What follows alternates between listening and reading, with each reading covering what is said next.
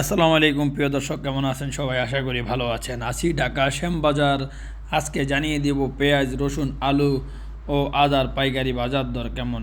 বর্তমানে দেখতেছেন আমার সামনে যেই পেঁয়াজগুলো দেখতেছেন, এগুলোর দাম বর্তমানে সীমাহীন বেড়ে চলছে পেঁয়াজের দাম। প্রিয় দর্শক, আমরা আছি ঢাকা শ্যামবাজারে।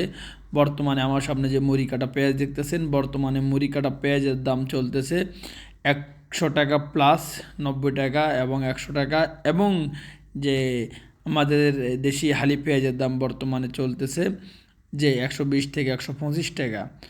প্রিয় দর্শক, পেঁয়াজের অনুমোদন দিয়েছে সরকার, যে ভারত থেকে অনুমোদন দিয়েছে সেই পেঁয়াজ বাংলাদেশে যে অনুমোদন দিয়েছে 1500 টন, যা কিনা বাংলাদেশের একদিনের চাহিদাও মেটাতে পারবে না।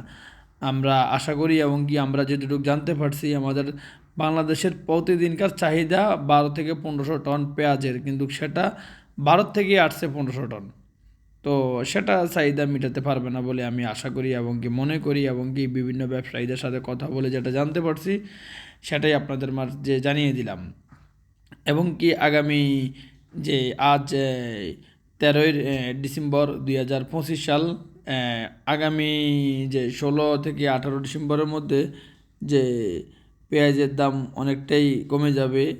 এবং এই চিন্তা করার কোনো কারণ নেই আমাদের কৃষক ভাইদের, কারণ ভারতের যেই পেঁয়াজ আসতেছে সেটা আমাদের দেশের জন্য আহামরি যে ক্ষতি হবে তা না। তাই কৃষক ভাইদেরকে বলবো যে আপনারা মনোবল হারাবেন না, মনোবল হারাবেন না এবং কি আপনারা শক্ত থাকেন। আমরা যারা আছি মিডিয়াতে কাজ করি এবং কি আমরা যারা আছি যে সবসময় আমরা কৃষকদের পাশেই থাকি এবং কি যে কৃষকদের সাথে নিয়েই আমাদের এই তো যে কার্যক্রম সবসময় চলে।